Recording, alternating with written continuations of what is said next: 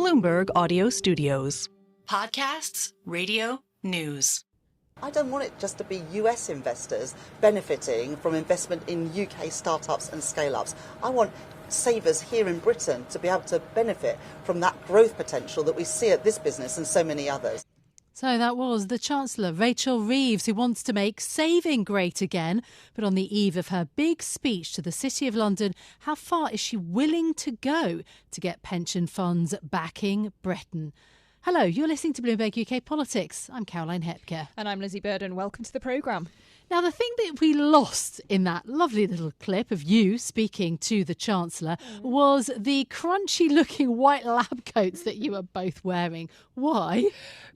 Yeah, Caroline, they were rather hideous. But the Chancellor picked the location, and the reason we were wearing lab coats was because I was grabbing a chat with her at the end of a visit to Quell Therapeutics, which is a biotech startup funded by Pension Capital. It's in White City, and it was a bit of a nod to what she revealed she'd be announcing in her Mansion House speech tonight.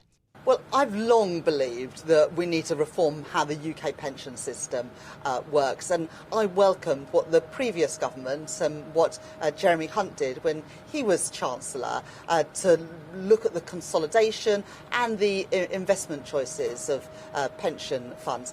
But I want to go further because there's more that we can do to unlock that long-term patient capital to help British businesses like Quell, where we are today in White City in London, and others Hence the lab to grow, coats.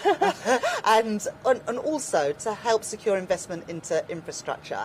If you look around the world to countries like Canada, where I was in the summer, or Australia, they have mega pension funds that achieve economies of scale, get better returns for their savers, and help unlock that long-term growth that we desperately need in Britain. But you mentioned Australia. Australia gives tax breaks to funds that invest in domestic companies. Will you offer the same? We already have very generous tax breaks for investing in pensions, and rightly so. We want to incentivise people to invest and save for the future. What we don't have in the UK is mega pension funds. We don't have those economies of scale in our pension funds, which is why the interim report that we're publishing looks at having a minimum size of 25 or 50 billion pounds, similar to what you have in Canada and the United States. Those sorts of mega funds will have the expertise to make those investments, both in start-up and scale-up businesses and in British infrastructure. I get that size matters, but I'm wondering how you get that money into UK companies. Are you looking at mandatory minimums? We're not looking at mandating pension funds. What we're looking at in these reforms, building on the reforms of the previous government, is to create a smaller number of big pension funds with the expertise and the scale to make those long-term investments. Quell, where we are today, received money from the British Business Bank, which leverages in private sector investment, but most of the funding that this business and so many other scale-up businesses in Britain have been able to access comes from the United States. I don't want it just to be US investors benefiting from investment in UK startups and scale-ups. I want savers here in Britain to be able to benefit from that growth potential that we see at this business and so many others. Chancellor, there's also the issue of how you get more money into the pension pots in the first place. Employers are already squeezed by the tax hikes in the budget. How are you going to address that? Well, by the end of this decade, we expect to have £1.3 trillion in pension funds, either in DC or in the local government pension scheme.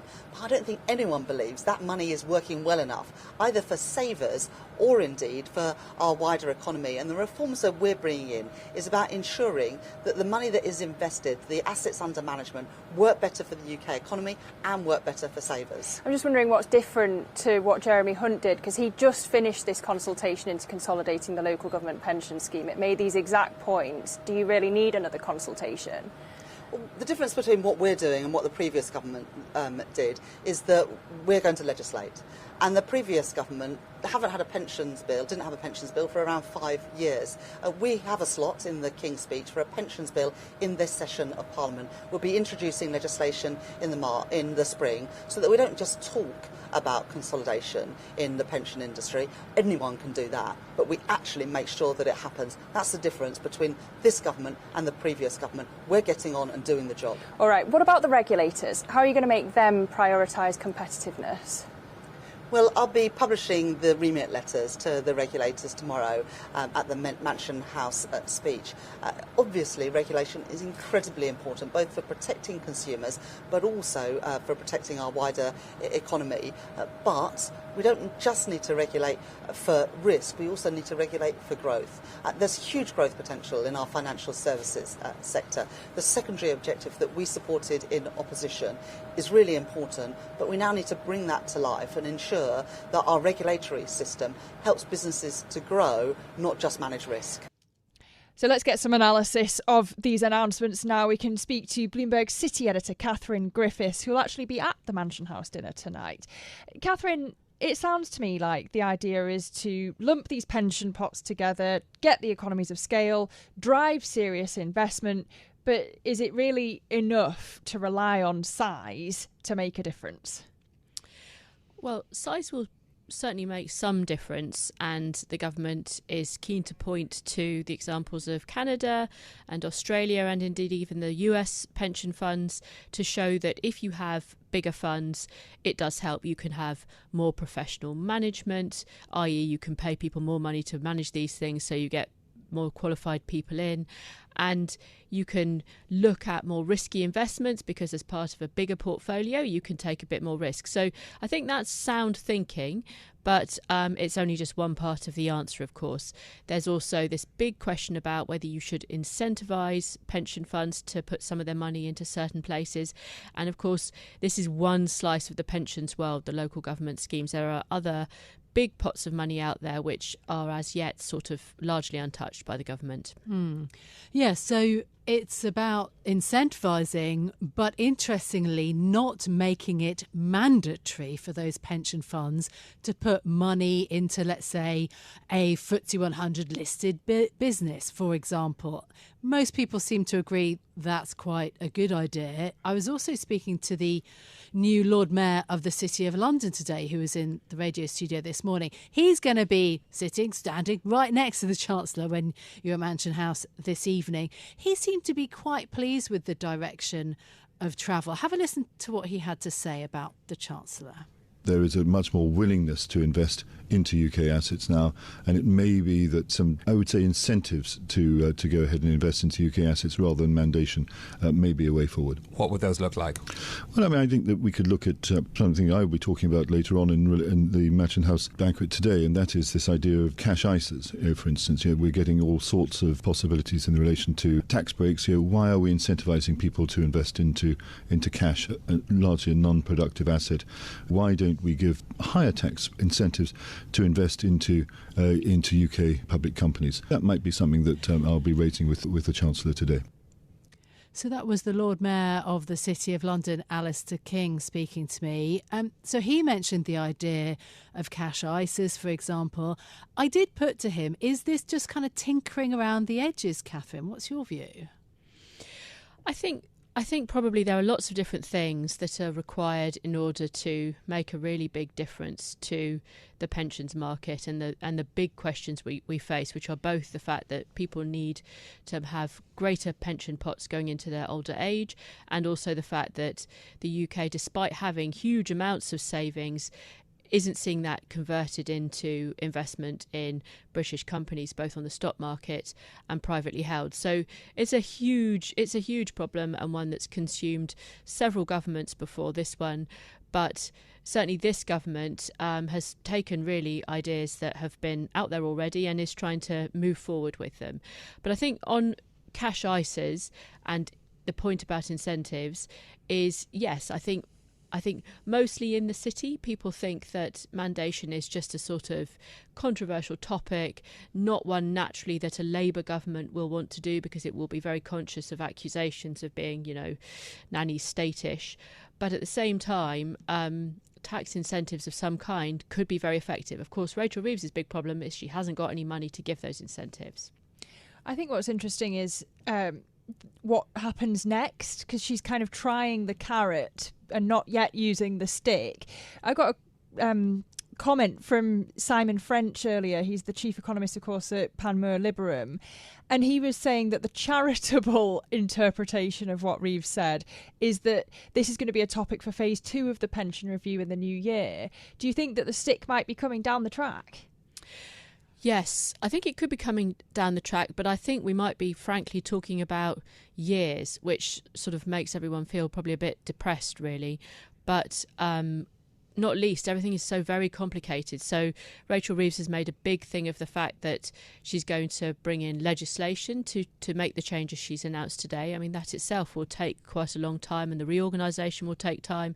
And then they may want to sort of start the public conversation about incentives or mandation or direction so that they can move in that direction. They're definitely not going to want to kind of just announce it, surprise type thing, because then, you know, a lot of criticism will rain down on this government. Politically, pensions is something that most people kind of have a snooze at when they think about it. But actually, it's an issue that's coming down the line in a really big way, especially for my generation, isn't it?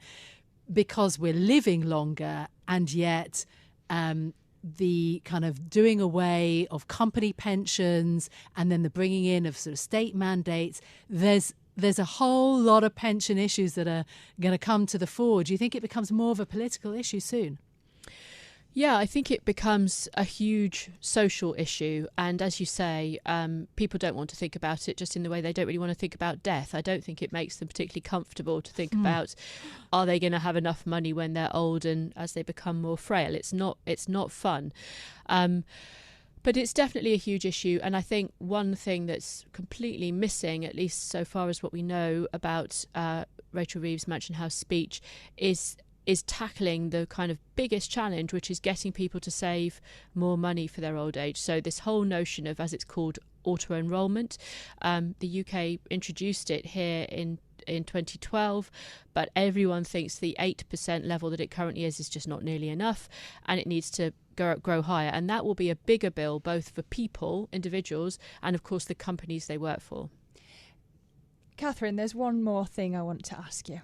There is kind of a sense of disappointment about the budget in terms of how much it's going to grow the economy.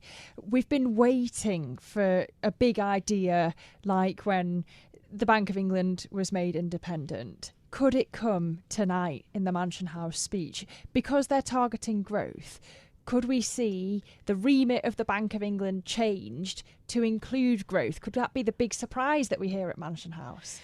Well, that is the intriguing thing, isn't it? I think we have all been chasing these rabbits for a few months now. Before the election, we were looking for the rabbits.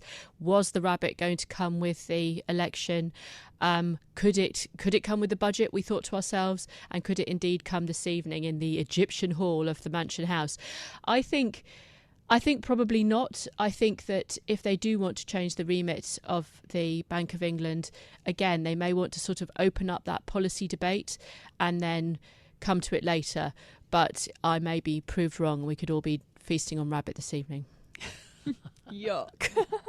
Yum. Okay, Lizzie and I have a different view on a rabbit, clearly. Katherine, thank you so much, as ever, for making, well, perhaps a boring subject to some, but actually to us, you've made it very interesting. Katherine Griffiths is Bloomberg's City Editor. Hope you enjoy the Mansion House banquet this evening, which we'll be watching closely for. Really loved your interview, Lizzie. Thank you. With the Chancellor Rachel Reeves, which happened, swiftly yesterday afternoon.